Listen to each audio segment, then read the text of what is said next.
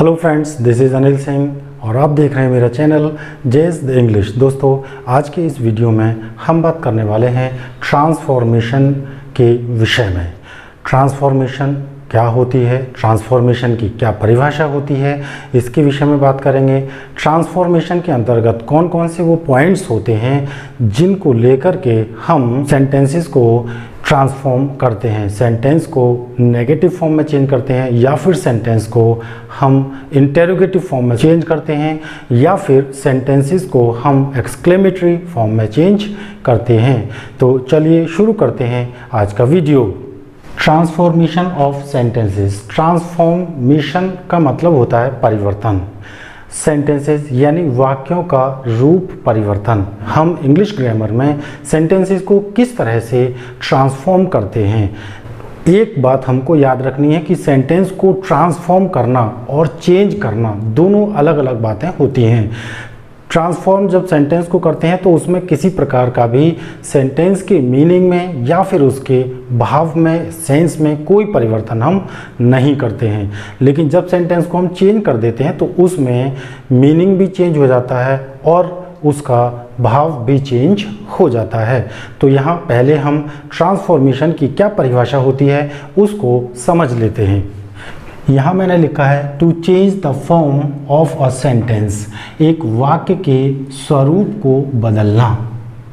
Without changing, बिना बदले हुए, इट्स रियल मीनिंग और सेंस, इसका जो वास्तविक अर्थ होता है या फिर वास्तविक भाव होता है, उस वास्तविक भाव और वास्तविक अर्थ को बदले बिना जब हम सेंटेंस को चेंज करते हैं या बदलते हैं तो ऐसी स्थिति में हम ये कहेंगे कि वह सेंटेंस हमने ट्रांसफॉर्म कर दिया, from one form to another form.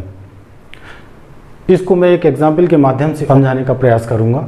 जैसे मान लीजिए पेड़ होता है, पेड़ जब कट जाता है तो फिर वो मोटे मोटे जो गट्ठर होते हैं, मोटे मोटे जो लॉक्स होते हैं वो बन जाते हैं। फिर उसके बाद उन लॉक्स को भी काट दिया जाता है तो उनके छोटे छोटे तख्ते बन जाते हैं।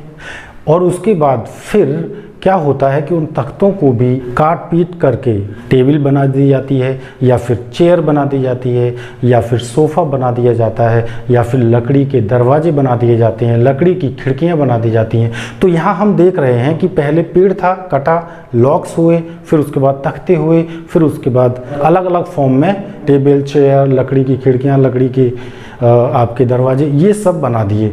हम यहाँ क्या देख रहे हैं कि फॉर्म तो चेंज हो रही है लेकिन उसका जो सब्सटेंस है, वुड, लकड़ी, वह चेंज नहीं हो रहा है। पेड़ किसका था? लकड़ी। उसके बाद उसके बड़े बड़े लॉक्स बने, वो भी लकड़ी के, फिर तख्ते बने, वो भी लकड़ी के, फिर उसके बाद लकड़ी की खिड़कियाँ बनी, वो भी लकड़ी की, फिर उसके बाद दरवाजे बनी, वो भी लकड़ी की, टेबल बनी लकड़ी की, कुर्सी बनी लकड़ी की। तो इस तरह से हम देख रहे हैं कि यहाँ पर फॉर्म तो चेंज हो रही है लेकिन उसका सब्सटेंस चेंज नहीं हो रहा है। ठीक इसी प्रकार से जब हम एक सेंटेंस को चेंज करते हैं from one form to another form तो क्या करते हैं, उसका मीनिंग हम चेंज नहीं करते हैं। ये आपकी समझ में एग्जाम्पल के माध्यम से बहुत अच्छी तरह से समझ आ जाएगा।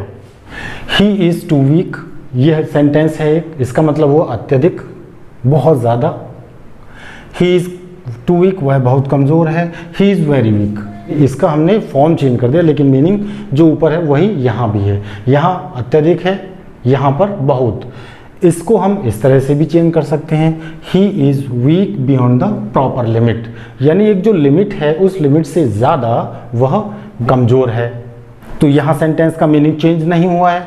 अब हम अगले इसी सेंटेंस को हम या एक्सट्रीमली का भी प्रयोग करके ट्रांसफॉर्म कर सकते हैं। ही इज़ एक्सट्रीमली वीक, वह अत्यधिक, एक्सट्रीमली का मतलब क्या होता है, अत्यधिक कमज़ोर है। तो यहाँ हम देख रहे हैं कि सेंटेंस का मीनिंग तो चेंज नहीं हो रहा है लेकिन उसकी फॉर्म चेंज हो रही है। अगला सेंटेंस देखते हैं। She sings a song sweetly, वह एक मधुर गीत गाती है। अब हम इस सेंटेंस को जब नेगेटिव में अगर हम चेंज करेंगे तो कैसे चेंज होगा, she does not fail to sing a song sweetly, वह एक मधुर गीत गाने में फेल नहीं होती है, असमर्थ नहीं रहती है। यानी मतलब क्या हुआ कहने का कि वह पहले भी गीत गा रही थी और अब भी गीत गा रही है। सेंटेंस का मीनिंग चेंज नहीं हुआ लेकिन सेंटेंस की जो फॉर्म है वह चेंज हो चुकी है। अगला सेंटेंस देखते हैं, Rohit writes a letter. Rohit एक पत्र लिखता है। इस सेंटेंस को मैंने चेंज किया है, a letter is written by Rohit. एक लेटर लिखा जाता है रोहित के द्वारा। इस सेंटेंस को हमने ट्रांसफॉर्म जब किया है तो पैसिव वॉइस का इस्तेमाल करके किया है। ये मैं आपको बताऊंगा कि हम किस सेंटेंस को किस रूल के ज़रिए, किस नियम के ज़रिए किस फॉर्म में चेंज करते हैं।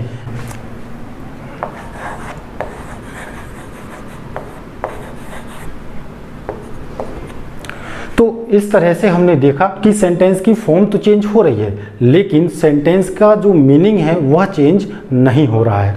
तो यहाँ मैंने आपको ट्रांसफॉर्मेशन ऑफ सेंटेंसेस के विषय में बताया, एग्जाम्पल्स भी दिए। उन एग्जाम्पल्स के माध्यम से मैंने आपको बताया कि कैसे हम सेंटेंस का मीनिंग चेंज किए बिना उसको एक फॉर्म से दूसरे फॉर्म में चेंज कर देते हैं। अब हम सेंटेंस की कौन कौन से पॉइंट्स होते हैं जिनके माध्यम से हम सेंटेंस को ट्रांसफॉर्म कर देते हैं, इनके विषय में जानेंगे।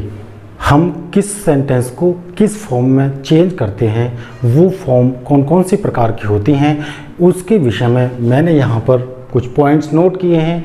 इनके विषय में हम बता देते हैं कि ये फॉर्म है, इस तरह से सेंटेंस को हम एक फॉर्म से दूसरी फॉर्म में इंटरचेंज करते हैं, ट्रांसफॉर्म करते हैं।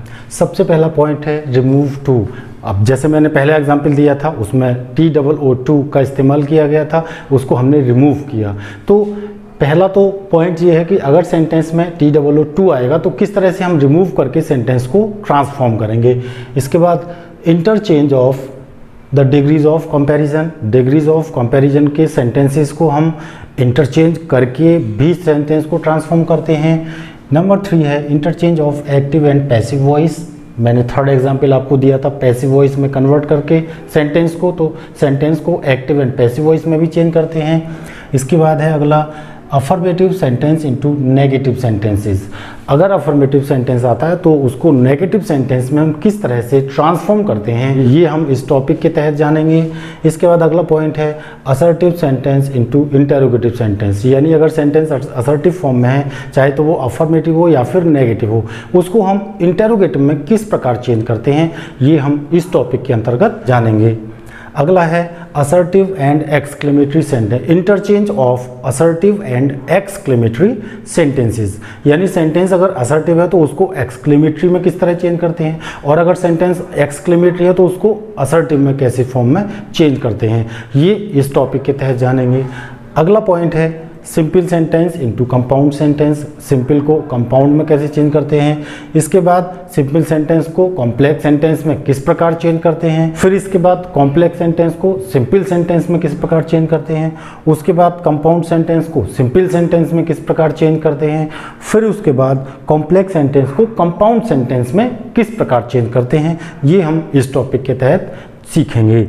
इसके बाद नरेशन। मैंने आपको नरेशन से रिलेटेड कंप्लीट सीरीज वीडियोस बना दिए हैं। अगर आपने वो वीडियोस नहीं देखे हैं तो प्लेलिस्ट की मैंने डिस्क्रिप्शन बॉक्स में लिंक दे दी है, वहाँ से आप जाकर के उनको देख सकते हैं। नरेशन के टॉपिक के तहत ये जानेंगे कि सेंटेंस को किस तरह से हम एक फॉर्म से दूसरे फॉर्म में चेंज कर सकते हैं। इसके बाद अगला पॉइंट है interchange of one part of speech into another part of speech. यानी सेंटेंस में दिए गए, जैसे कि पिछले वीडियो में मैंने आपको पार्ट्स ऑफ स्पीच के विषय में बताया कौन कौन से पार्ट्स ऑफ स्पीच होते हैं। हम एक पार्ट ऑफ स्पीच को किस तरह से दूसरे पार्ट ऑफ स्पीच में बदलकर सेंटेंस को ट्रांसफॉर्म कर देते हैं, ये हम इस टॉपिक के तहत सीखेंगे। तो ये थी आज इस टॉपिक के विषय में जानकारी। मैंने आज आपको ट्रांसफॉर्मेशन से रिलेटेड परिभाषा के विषय में बताया, एग्जाम्पल समझाए, कौन कौन से टॉपिक हमको ट्रांसफॉर्मेशन के अंतर्गत पढ़ना है, ये मैंने आपको आज क्लियर किया है। आशा करता हूँ ये जानकारी आपको निश्चित रूप से पसंद आएगी। यदि आपको ये जानकारी अच्छी लगी हो तो दोस्तों इस वीडियो को अपने ज़्यादा से ज़्यादा मित्रों में शेयर कर दें। और यदि आप मेरे इस चैनल को पहली बार देख रहे हैं तो आप इस चैनल को सब्सक्राइब भी कर सकते हैं, बेल नोटिफिकेशन ऑन भी कर सकते हैं। हर अपलोड होने वाले वीडियो की नोटिफिकेशन आपको मिल जाए। अब मैं आपसे विदा लेता हूं और फिर मिलेंगे अगले टॉपिक के साथ। Thank you very much.